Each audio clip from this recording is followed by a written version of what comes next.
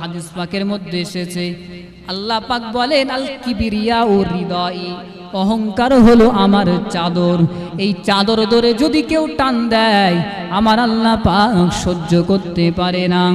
এমন করে ইতিহাস ঘাটলে দেখা যায় নবী হুদ আলাইহিস সালাম, তার সময় একজন বাদশা ছিল, তার নাম হলো সাদ্দাদ। আপনারা শুনেছেন কি শোনেননি? ওই সাদ্দাদের কাছে যখন হুদ আলাইহিস সালাম দিনের দাওয়াত নিয়ে যেতেন, যখন আল্লাহ পাকের একাত্মবাদের দাওয়াত নিয়ে যেতেন, তখন ওই সাদ্দাদ বারবার ফিরিয়ে দিত। এমন করে হুদ আলাইহিস সালাম বারবার সাদ্দাদের কাছে গিয়ে বলতেন, রে সাদ্দাদ, আল্লাহকে এক বলে মেনে নাও, আল্লাহকে ইলাহ বলে মেনে নাও, আল্লাহর ইবাদত বান্দেগি করো।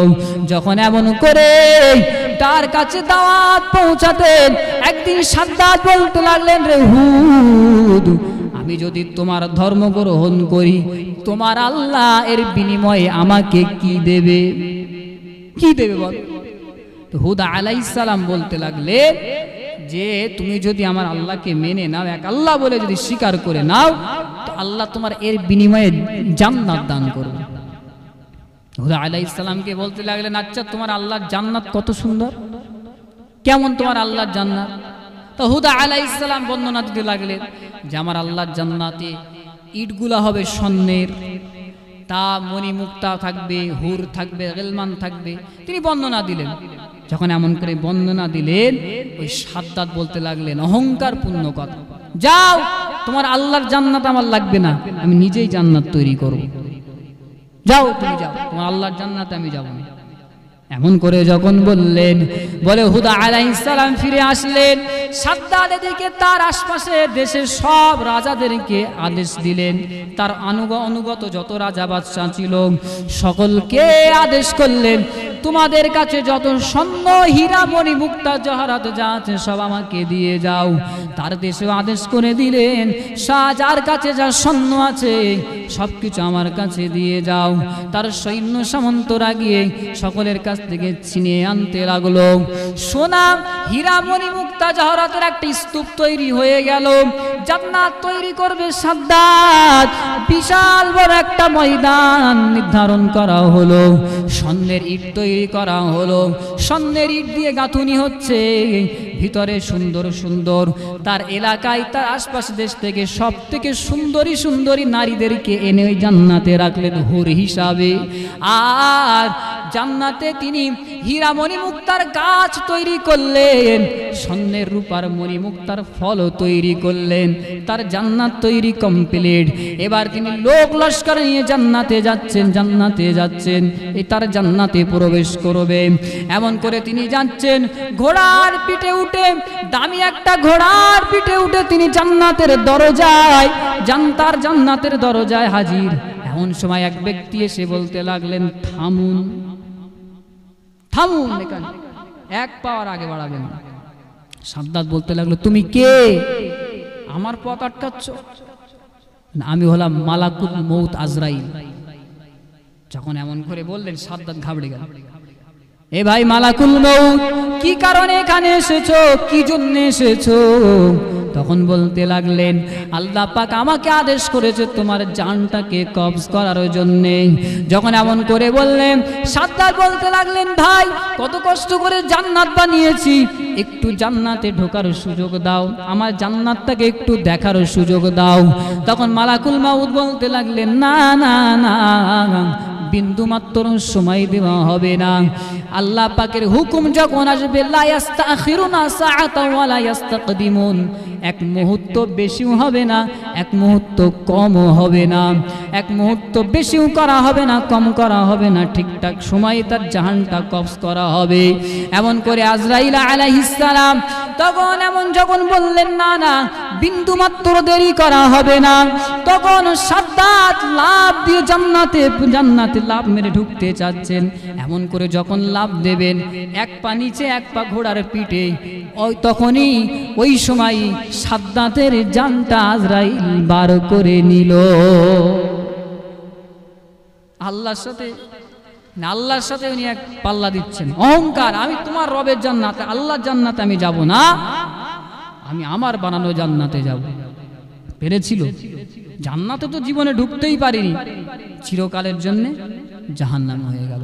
আল্লাহ পাক একদিন আজরাইল আলাইহিস সালামকে জিজ্ঞাসা করেছিলেন, আজরাইল তুমি তো মানুষের জান কবজ করে থাকো, কত মানুষের জান কবজ করে থাকো, মায়ের কোল থেকে সন্তানকে ছিনিয়ে নাও, সন্তানের কোল থেকে মাকে ছিনিয়ে নাও, পিতার কোল থেকে তার কলিজার টুকরি কন্যাকে ছিনিয়ে নাও, তোমার কি কষ্ট হয়েছে কারো জান কবজ করতে আজ পর্যন্ত?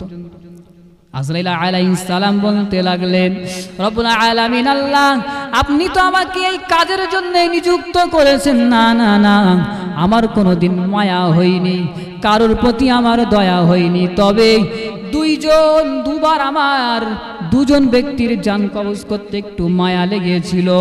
একবার হলো কঠিন তুফানের সময় একটা জাহাজ মাঝ সমুদ্রে অবস্থান করেছে, মাঝ সমুদ্রে যখন পৌঁছাল একটা জাহাজ, যখন সমুদ্রে কঠিন তুফান ঝড় শুরু হলো, ওই ঝড়ে জাহাজটা উল্টে গেল, জাহাজ উল্টে গেল। জাহাজ উল্টে যাওয়ার কারণে জাহাজের সমস্ত যাত্রীরা পানিতে পড়ে গেল। ওই জাহাজে একজন মহিলা ছিল, তিনি ছিলেন গর্ভবতী। ওই মহিলা সহ অনেকেই চেষ্টা করছেন বাঁচার জন্য চেষ্টা করছেন, কিন্তু ওই মহিলা একটা তক্তা পেয়ে গেল, ওই তক্তার উপরে ভর করে ওই মহিলা ভেসে আছে পানির উপরে। আর ওই সময়ে ওই মহিলার প্রসব বেদনা উঠলো, প্রসব বেদনা ওঠার সাথে সাথে একটা সন্তান ভূমিষ্ঠ হলো, একটা সন্তান ওই মাঝ নদীতেই ভূমিষ্ঠ হলো। আর তখন আপনি আদেশ করেছিলেন, আজরাইল ওই মহিলার জানটাকে কবজ করে নাও। আল্লাহ, ওই সময় আমার ওই বাচ্চাটার প্রতি দয়া লেগেছিল, মায়া হয়েছিল, আহারে ওর মাকে যদি আমি এখন জানটা কবজ করে নিই তাহলে এর অবস্থা কি হবে। ওই সময় আমার মায়া লেগেছিল, দয়া হয়েছিল ওই মহিলার জানটা কবজ করতে ওই বাচ্চাটার জন্যে। আর একবার হলো যখন সাদ্দাত তার জান্নাত বানিয়েছিল, অনেক কষ্টে তার জান্নাতটাকে তিনি সাজিয়েছিল, সুসজ্জিত করেছিল। তার জান্নাতে ঢোকার আগে যখন আপনি আমাকে জান কবজ করার আদেশ করেছিলেন, ওই সময় আমার একটু মায়া লেগেছিল, হাইরে নিজের বানানো জান্নাত দেখতে পারলো না।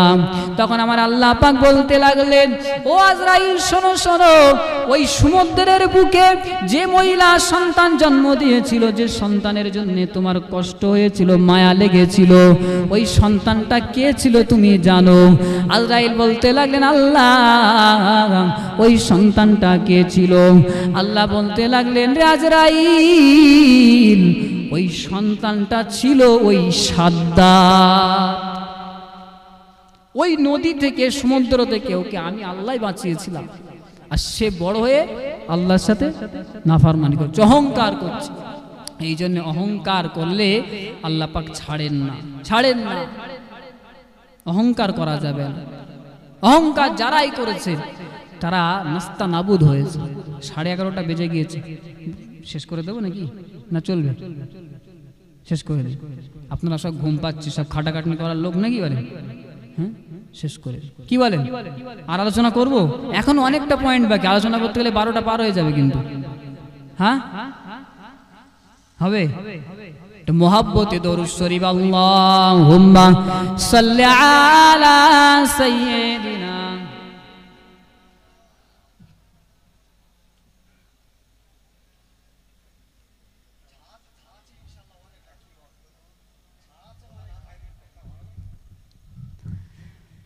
যাক, আপনাদের তো মোটামুটি অশোনা তো ভালোই ইচ্ছা, আমিও করি যতক্ষণ পারি। আমাদের দিকে গলা চলছে না। গরমের সময় ওয়াজ করতে খুব কষ্ট হয়, যারা ওয়াজ করে তারা জানে। শীতের সময়টা আলাদা ব্যাপার। তো যাই হোক, আমি যে আলোচনা করছিলাম যে অহংকার যদি কেউ করে তার পতন হবে, এটা নিশ্চিত। কারণ আল কিবরিয়া উরিদাই, অহংকার হলো আমার আল্লাহর চাদর। এই চাদর ধরে টান দিলে আমার আল্লাহ সহ্য করবেন না, তাকে লাঞ্ছিত করবেন, তাকে লজ্জিত করবেন, মানুষ সমাজে হেয় করবেন। নবী ইব্রাহিম আলাইহিস সালাম সময় ওই জালিম বাদশা ছিল নমরুদ। এই নমরুদ কত বড় অহংকার করেছিল জানেন? যখন নবী ইব্রাহিম আলাইহিস সালাম বারবার যখন দাওয়াত দিচ্ছেন, তখন বলতে লাগলেন, এই ইব্রাহিম তোমার আল্লাহকে আমি শেষ করে দেব, তোমার আল্লাহকে হত্যা করে আমি ওই আসমানের রাজত্বও ছিনিয়ে নেব।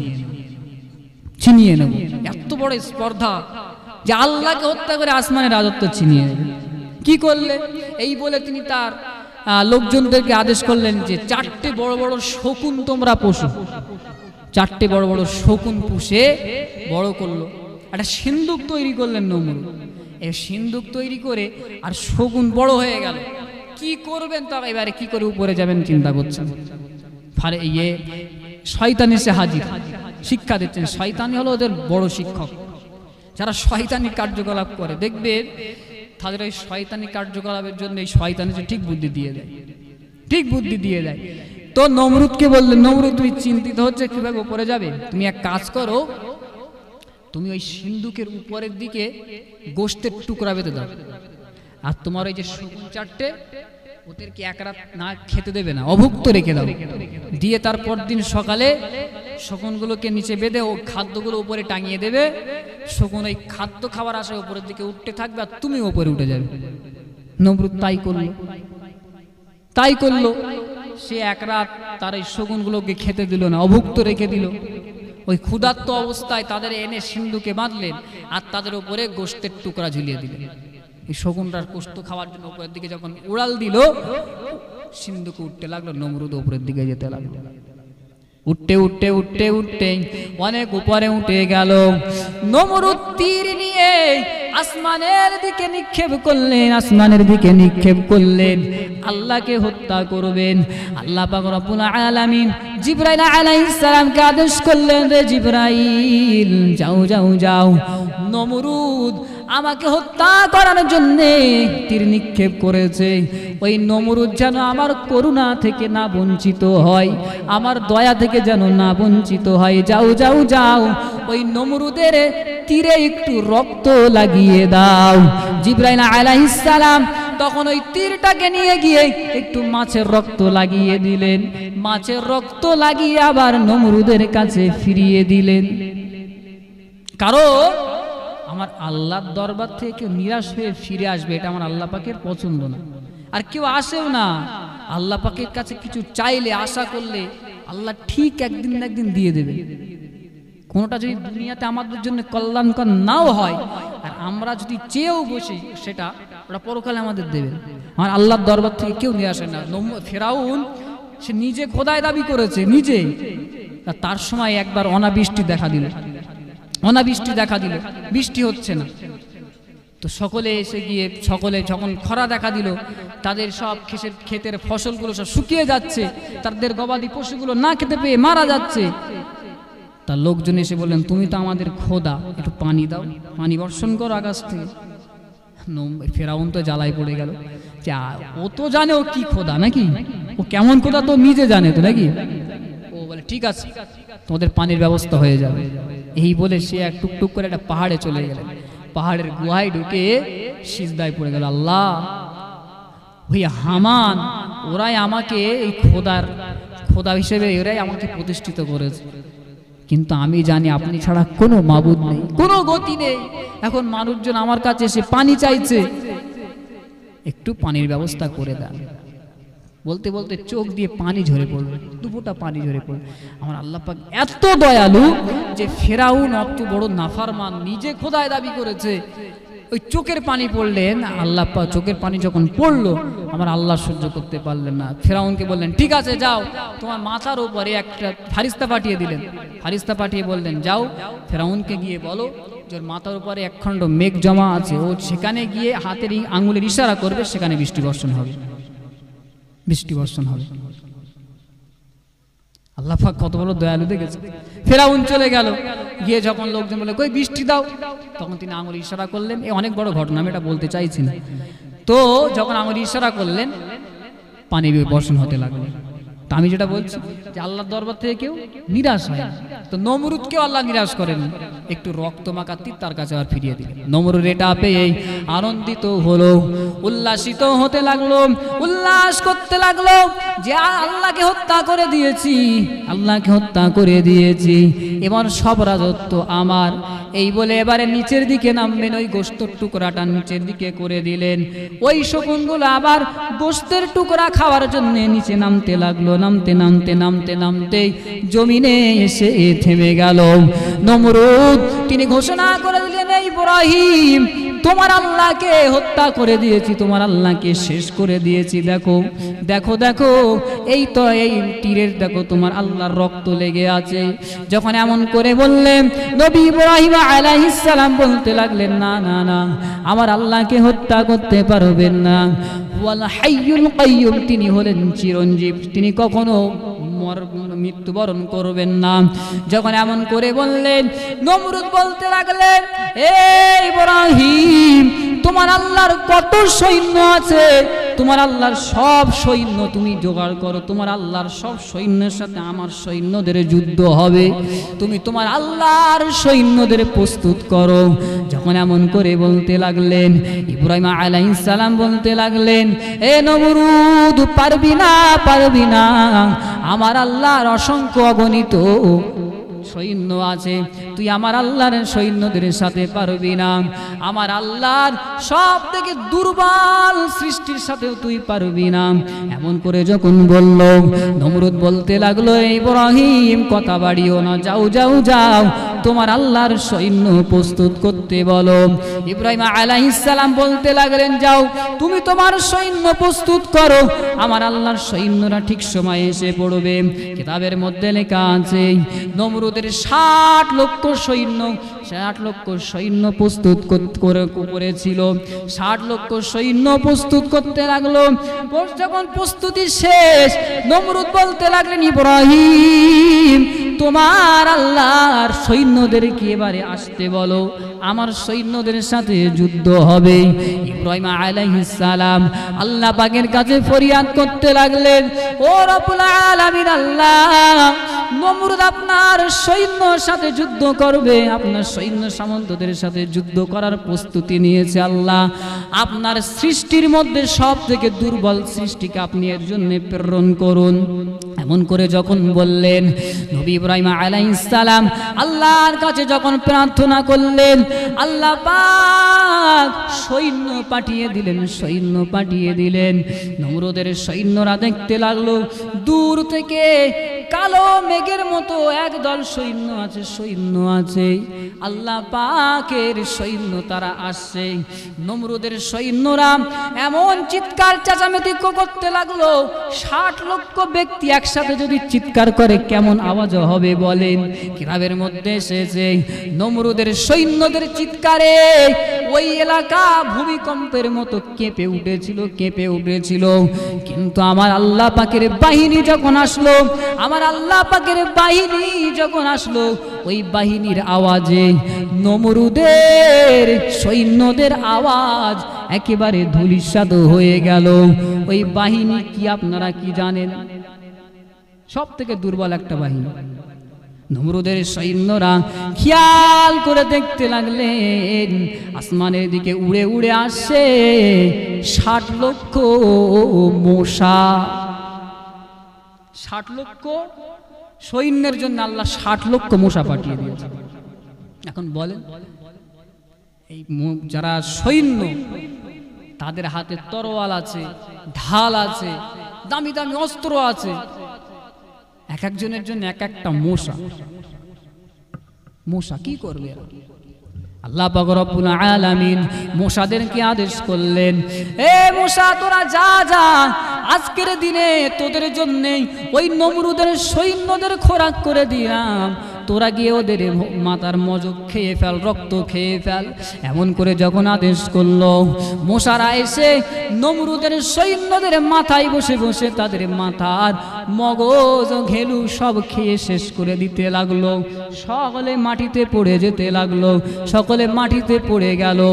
সৈন্যরা একজন সৈন্য আর বেঁচে নেই, সকলেই ধূলিসাৎ। এমন দেখে নমরুদ ভয়ে দৌড়ে পালালো। রাজমহলের মধ্যে গিয়ে বিবিকে বলতে লাগলেন, রে বিবি, কঠিন পরিস্থিতি, আমার 60 লক্ষ সৈন্য সব শেষ, কেউ বেঁচে নেই, কেউ বেঁচে নেই। যদি আমিও না পালাতাম তাহলে আমাকেও আজ মরতে হতো। এমন করে যখন বিবিকে বলছে, হঠাৎ করে গুনগুন গুনগুন করে একটা খোড়া ল্যাংড়া মশা নমরুদের নাক দিয়ে ঢুকে মাথায় চলে গেল। একটা ল্যাংড়া খোড়া মশা নাক দিয়ে মাথায় চলে গেল। নমরুদের মাথায় গিয়ে কামড়াতে লাগলেন। নমরুদ ছটপট ছটপট করতে লাগলেন, ছটপট করতে লাগলেন। 2-3 দিন যন্ত্রণায় কাতরায়, মাথায় বাড়ি দেয়, কোনো কাজ হয় না। হাত দিয়ে চপেটাঘাত করে, কোনো কাজও হয় না। একদিন এত জ্বালা যন্ত্রণা হচ্ছে, এত জ্বালা যন্ত্রণা হচ্ছে, নমরুদের কাছে জুতা ছিল, ওই জুতা নিয়ে নিজেই নিজের মাথায় মারলেন। যখন জুতা নিয়ে মাথায় মারলেন, বেশ কিছুক্ষণ মাথা যন্ত্রণা বন্ধ থাকলো। আবার কিছুক্ষণ পর আবার যন্ত্রণা শুরু হলো। জুতা নিয়ে আবার মাথায় মারলেন, দেখলেন কিছুক্ষণ সুস্থ। আবার কিছুক্ষণ পর আবার যন্ত্রণা শুরু। মাথায় জুতা মেরে মেরে দেখতে লাগলেন, জুতা মারলেই মাথার যন্ত্রণা বন্ধ থাকে। তখন নমরুদ কি করলো, একজন লোক নিযুক্ত করলো যে নমরুদের মাথায় জুতা মারবে। একটা লোক নির্ধারণ করলো যে মাথায় জুতা মারবে। তার অহংকার আল্লাহর সাথে করা যাবে না। অহংকার করলে তার উপায় নেই, নাস্তা নাবুদ হয়ে যেতে হবে, হেয় প্রতিপন্ন হতে হবে। ওই ব্যক্তিটা তার কাজ ছিল পিছনে দাঁড়িয়ে দাঁড়িয়ে নমরুদের মাথায় জুতো মারা।